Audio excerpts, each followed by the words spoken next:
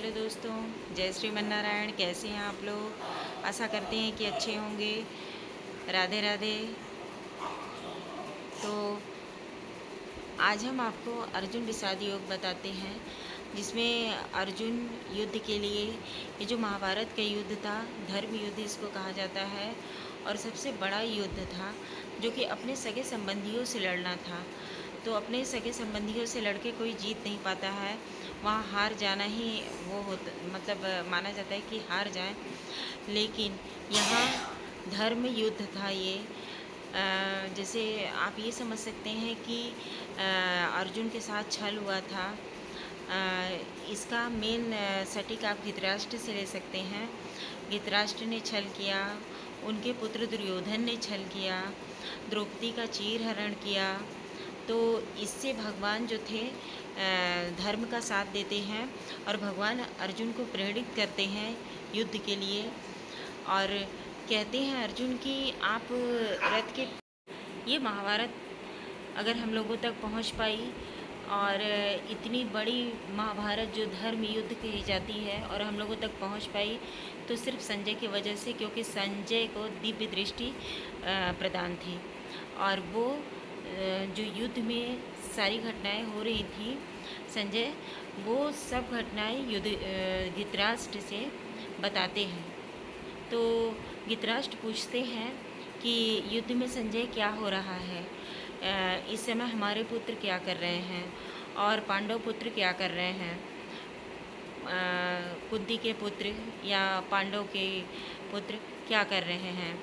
तो संजय बताते हैं कि अर्जुन का युद्ध करने का मन नहीं है, लेकिन कृष्ण भगवान जो हैं, नारायण, उन्हें प्रेरित कर रहे हैं, युद्ध करने के लिए प्रोत्साहित कर रहे हैं। तो इस वजह से संजय बताते हैं, तो धृतराष्ट्र की उत्सुकता और बढ़ती है, और वो कहते हैं कि आगे क्या हो रहा है। और फिर संजय बताते हैं कि दुर्योधन, द्रोणाचार्य अपनी सेना की ताकत बताते हैं, पांडवों की सेना का ताकत बताते हैं, और कुल की स्त्रियां दूषित हो जाएंगी और वर्णशंकरी पुत्र पैदा होंगे। मतलब वर्णशंकरी का मतलब जानते हैं, दूसरी जाति की पुरुष से बच्चे पैदा होंगे। तो कुल की परंपराएं नष्ट हो जाएंगी और हमारा कुल दूषित हो जाएगा। ऐसा अर्जुन का कहना था भगवान श्री कृष्ण से। और अपने ही सगे संबंधियों,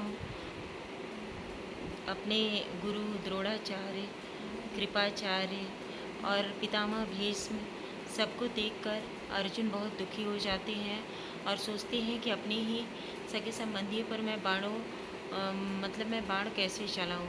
तो इस वजह से अर्जुन बहुत दुखी हो जाते हैं। फिर भगवान कृष्ण उन्हें समझाते हैं कि, और फिर भगवान कृष्ण अर्जुन की बातें बहुत ध्यान से सुनते हैं और बोलते हैं कि हे पार्थ, आप सही निर्णय लीजिए कि आपको क्या करना है। और जैसा कि जानते हैं आप कि अपनों से हार जाना ही सबसे बड़ा युद्ध है। जहाँ तक हम जानते हैं कि अपनों से युद्ध लड़ा नहीं जाता, और जहाँ अपनों की बात आती है वहाँ झुक जाएं और हार जाएं। लेकिन यहाँ जो था, ये धर्मी युद्ध है, और यहाँ तो अर्जुन को लड़ना ही पड़ेगा, क्योंकि उनके साथ बहुत अन्याय हुआ था। इसलिए भगवान उनके साथ हैं, और भगवान चाहते हैं कि ये युद्ध हो, क्योंकि खुद भगवान चाहते हैं कि ये युद्ध हो। इसलिए कि अर्जुन और उनके परिवार के साथ, माता कुंती के साथ, उनके भाइयों के साथ बहुत ही सब कुछ हुआ। आप ये भी जानते होंगे कि जब भी इसमें छोटे थे तो उनके पास 1000 हाथियों का बल था, तो उनको खीर में जहर दे के मारने की कोशिश की गई। फिर वो अग्निकांड हुआ। फिर इसके बाद इन लोगों को देश निकाला जो बोलते हैं, वहाँ से निकाला गया था। फिर इन्होंने घरों में सबके काम किया। कोई नर्तकी काम कर रहा था, कोई दासी का काम कर रहा था, कोई घुड़शाला में था, कोई कुछ।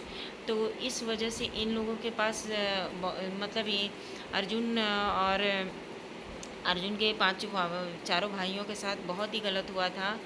और इसके बाद बीच सभा में द्रौपदी की चीर हरण हुआ। तो ये सब जो था सही नहीं है। अगर इतना किसी के भी साथ, अगर आप मान लीजिए कि ये घटना अपनी है, ठीक, अगर अपनों के साथ किसी अपनों के साथ ऐसी कोई घटना होती है तो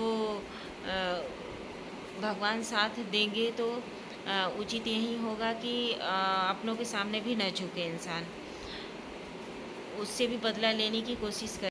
और ये भी समझिए कि जब कोई अपनों से टूटता है तो इसको अहंकार ना समझ के अपने मन की आत्म मंथन ही समझिए कि अपनों से दुखी होना, अपनों से टूटना कितना गहरा चोट पहुंचाता है। तो